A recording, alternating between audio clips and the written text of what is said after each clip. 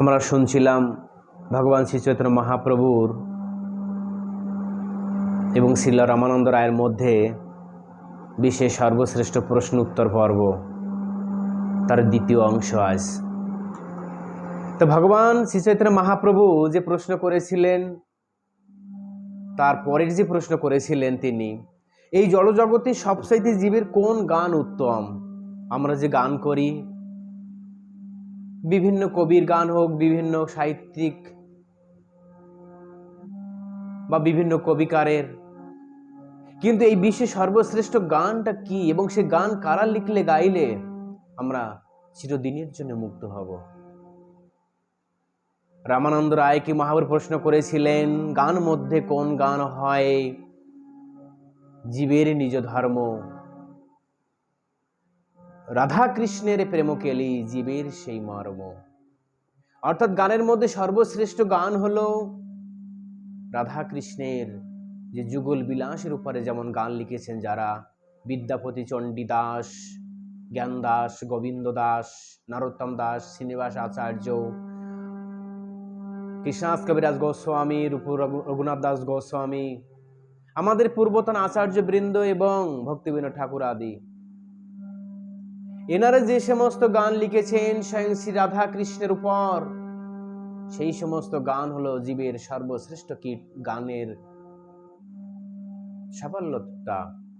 অর্থাৎ এই গানের মাধ্যমে জীব ভগবান শ্রীকৃষ্ণ অপ্রাকৃত জগতে প্রবেশ করবেন, আর এই গানের উপরে আর কোনো গান এই জগতে নেই। অর্থাৎ জীবে রাধা কৃষ্ণের প্রেম কেলি জীবের গীতের সেই মর্ম, অর্থাৎ এটি পরম গীত।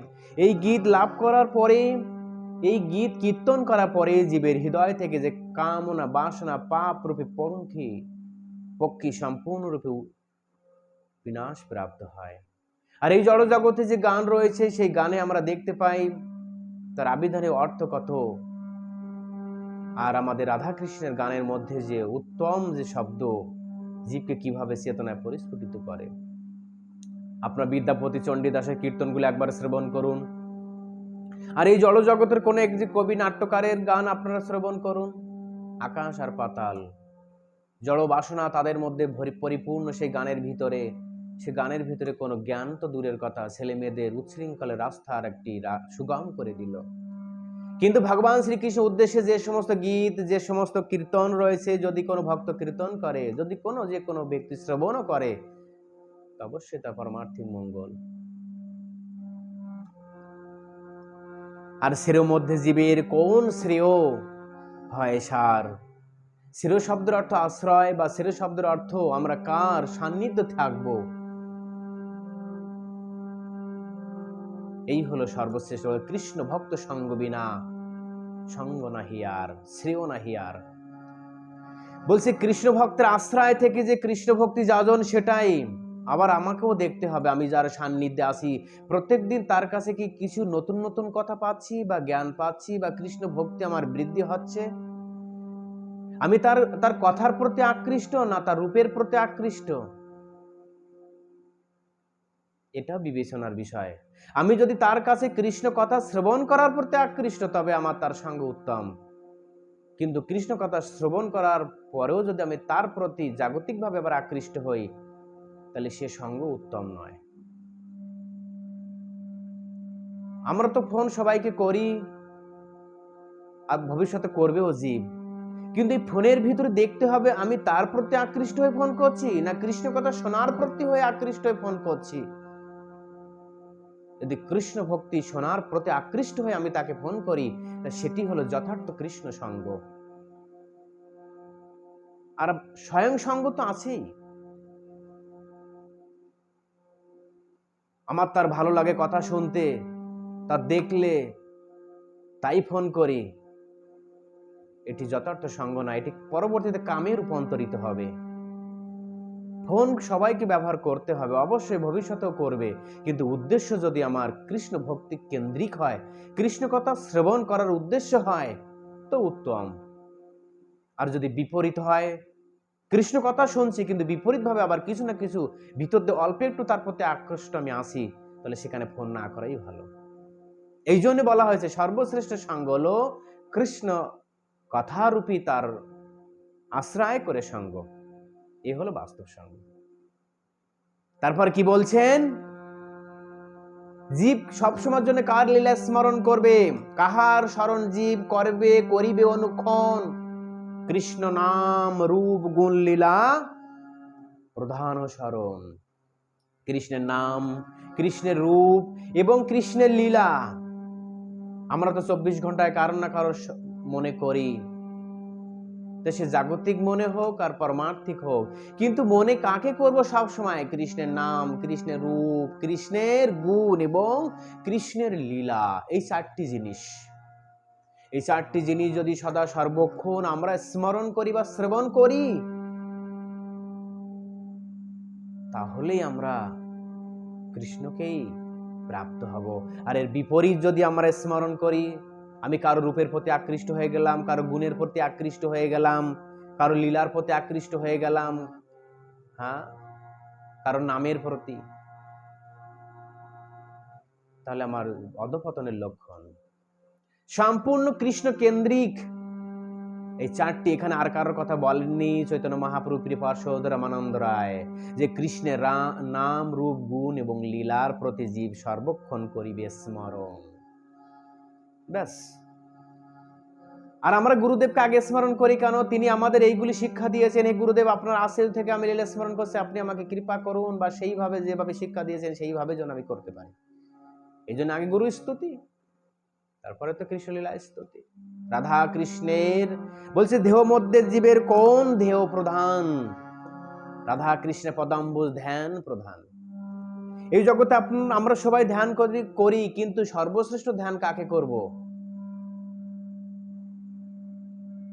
কোন যুগলের ধ্যান করব?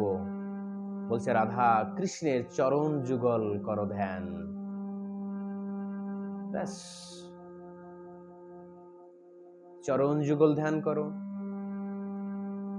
এবং এই ধ্যানের পদ্ধতি আমি বলেছি ক্লাসে আগে, যারা আমার ডেইলি প্রোগ্রাম শুনছেন তারা নিশ্চয়ই বুঝতে পেরেছেন কিভাবে ধ্যান করতে হবে, স্মরণ করতে হবে। আমি আগে বলে এসেছি, পুনরাবৃত্তি করছি না। যারা শুনতে চান, প্রায় রামানন্দ সংবাদে রাধাকৃষ্ণের প্রাপ্তি নিয়ে প্রায় 15-20টি ক্লাস ছাড়া হয়েছে, তারা সেখান থেকে সংগ্রহ করতে পারে যে কার মাধ্যমে আপনারা রাধা কৃষ্ণের লীলা স্মরণ করবেন, রাধা কৃষ্ণ যুগল লীলা স্মরণ করবেন, রাধা কৃষ্ণের চরণ ধ্যান করবেন মঞ্জুরি সখীর আনুগত্যে। সেটা পূর্ণরূপে দেওয়া হয়েছে কিভাবে তারা করবে সিদ্ধ স্বরূপে। বলছে সর্বত্যাজি জীবের কাহা কর্তব্য বাস, শ্রী বৃন্দাবন ভূমি যাহা নিত্য লীলা রাস। মহাপ্রভু বললেন যে সমস্ত কিছু পরিত্যাগ করে দিয়ে জীব কোথায় বাস করবে? বলে দিলেন বৃন্দাবন, নিত্য লীলা রাস, যেখানে ভগবান শ্রীকৃষ্ণ ব্রজগোপিকাদের সঙ্গে নিত্য লীলায় ব্যস্ত আছেন, সেই লীলা আর হলে বৃন্দাবন। এখানে আবার আমাদের দুটো জিনিস লক্ষ্য করতে হবে। আমার সশরীরে তো বসবাস হলো না, তাই মানসিকভাবে বৃন্দাবন ধামে স্মরণ করে, সেই স্থানকে আশ্রয় করে কৃষ্ণলীলা স্মরণ, এটা আমাদের সনাতন গোস্বামীপাদ বলেছেন, এটা মানসিক ধামবাস। এটি সবচেয়ে গুরুত্বপূর্ণ বেশি। জীব যদি মনোনিষ্ঠ হয়ে সেই ধামের প্রতি স্মরণ করে, ধাম বসবাসের আশ্রয় করে রাধাকৃষ্ণের স্মরণ করে, সেও ধামবাসী। তা দুইভাবে ধামে বাস হয়, এক সশরীরে আর এক মানসিক স্মরণে। এই জন্য বলছেন যে বৃন্দাবন নিত্য লীলাভূমি যাহা ভগবান শ্রীকৃষ্ণের বসতি স্থান বা লীলাস্থলী। এই সমস্ত লীলাস্থলী স্মরণ করে, কৃষ্ণ লীলা স্মরণ করাই জীবের সর্বশ্রেষ্ঠ বসবাস।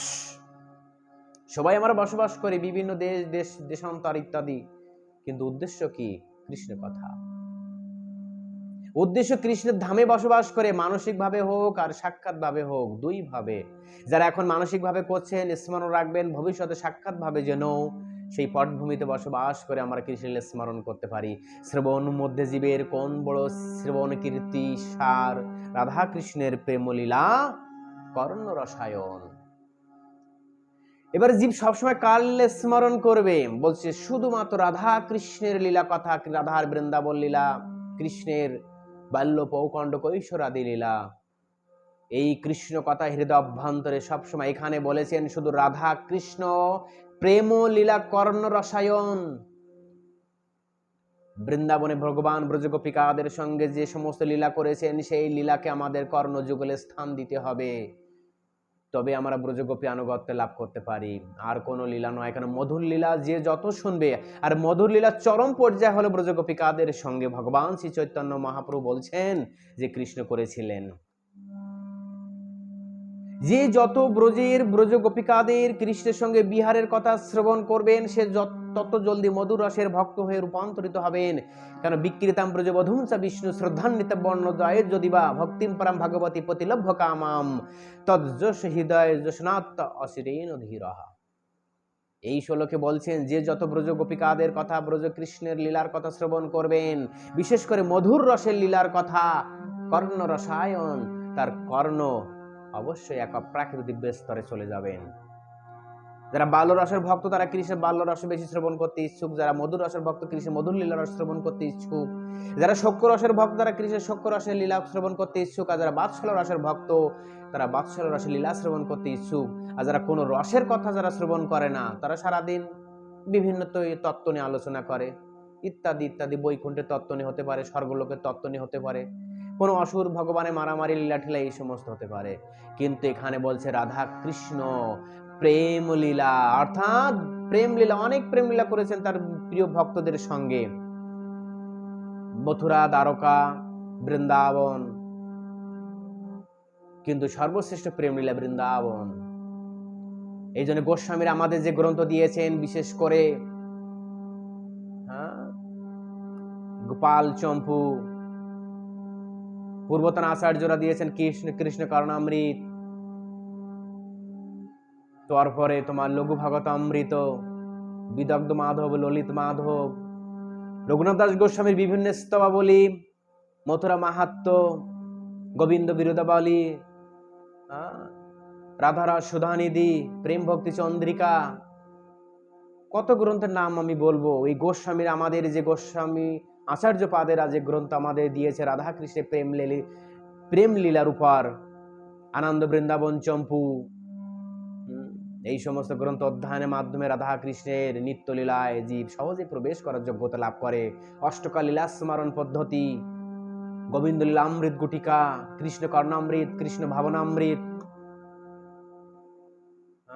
কত গ্রন্থ আমাদের পূর্বতন আচার্য দিয়ে গেছেন। সম্পূর্ণ এই সমস্ত গ্রন্থগুলি রাধা এবং ব্রজ গোপিকাদের সঙ্গে যে বিহার, সেটি সম্পূর্ণরূপে আলোকপাত করা হয়েছে। এই জন্য গোস্বামীগণের আচার্যদের গ্রন্থগুলো অধ্যয়ন করুন, তবে রাধাকৃষ্ণরা বেশিভাবে বুঝতে পারবেন। ভাগবতে অল্প অল্প দিয়ে গেছেন, কেননা সুখদেব গোস্বামী যেহেতু 7 দিন পরীক্ষিত মহারাজের কথা তো শ্রবণ করাতে হবে, তাই তিনি অল্প অল্প আকারে দিয়ে গেছেন। কিন্তু আমাদের গোস্বামী বৃন্দগণ লক্ষ লক্ষ শ্লোকের উপর দাঁড় করিয়ে দিয়ে গেছেন রাধা কৃষ্ণের প্রেম লীলা গ্রন্থ। এইগুলো অধ্যয়ন করার পরে জীব সহজ অনুমান করতে পারে ব্রজগোপিকাদের শ্রীকৃষ্ণের যে কোন লীলা বিহার সর্বশ্রেষ্ঠ হয়ে গেল। উপাস্যের মধ্যে কোন উপাস্য প্রধান, শ্রেষ্ঠ উপাস্য যুগল রাধা কৃষ্ণ নাম। সবাই আমরা আরাধনা করি, উপাসনা করি, কিন্তু সর্বশ্রেষ্ঠ কি? রাধা কৃষ্ণ নাম। সকাল সন্ধ্যা কীর্তন করো, গান করো। ভক্তি মুক্তি বাঞ্ছে যাহা কাহার গতি, স্তবর জীব দেহে তাই হয় স্থিতি। রামানন্দ রায় এবং চৈতন্য মহাপ্রভুর মধ্যে যে বার্তালাপ হয়েছিল, বলছে এই সমস্ত কারা পান করবে জানো? যারা অসভ্য ব্যক্তি, যারা কোকিল। কাক কি করেন সবাই জানে, কাকের কার্যকলাপ, আর কোকিলের কার্যকলাপও সবাই জানে। সহজে প্রমাণ করতে পারবেন এই দুটি প্রাণী দেখতে একই হলে কি হবে, এদের দুইজনের আচরণ ভিন্ন। ঠিক তদ্রূপ যারা রসজ্ঞ ব্যক্তি, কৃষ্ণ প্রেমিক, তারা একমাত্র এই কথার উপর আলোকপাত করবেন। তা আমি সংক্ষিপ্ত বললাম, কেননা এক একটা প্রশ্ন উত্তর, এক একটা ক্লাস কেন এক এক দিন হয়ে যায়। আপনাদের সংক্ষিপ্তভাবে আমি এই প্রশ্ন উত্তর রামানন্দ রায় এবং শ্রী চৈতন্য মহাপ্রভুর মধ্যে হয়েছিল, তার আংশিক আমি এখানে কীর্তন করলাম। আপনারা এগুলি শ্রবণ করে, কীর্তন করে আরো বিস্তারিত নিজের অনুধাবন করতে পারবেন যে সর্বশ্রেষ্ঠ কথোপকথন হয়েছিল শ্রী চৈতন্য মহাপ্রভু এবং রামানন্দ রায়ের মধ্যে, এবং সর্বশ্রেষ্ঠ প্রশ্ন উত্তর হয়েছিল মহাপ্রভু এবং রামানন্দ রায়ের মধ্যে। যেখানে স্বয়ং ভগবান প্রশ্ন করছেন, তাহলে সে প্রশ্ন কত মাহাত্ম্যপূর্ণ, আর তার প্রিয় পার্শ্বদ স্বয়ং রামানন্দ রায় উত্তর দিচ্ছেন, সেটিও শ্রবণযোগ্য জীবের। এই জন্য বন্ধুগণ, আমি একটা 12 মিনিট, একটা 14 মিনিট, 15 মিনিটের মধ্যে এই দুটো ক্লাস, এই প্রশ্ন উত্তর পর্ব দিয়েছি। আপনারা সবাই এই দুটি প্রশ্নোত্তর পর্ব স্মরণ এবং শ্রবণ করবেন, আপনাদের পরমার্থিক মঙ্গল হবে। জয় শিলা গুরু মহারাজ।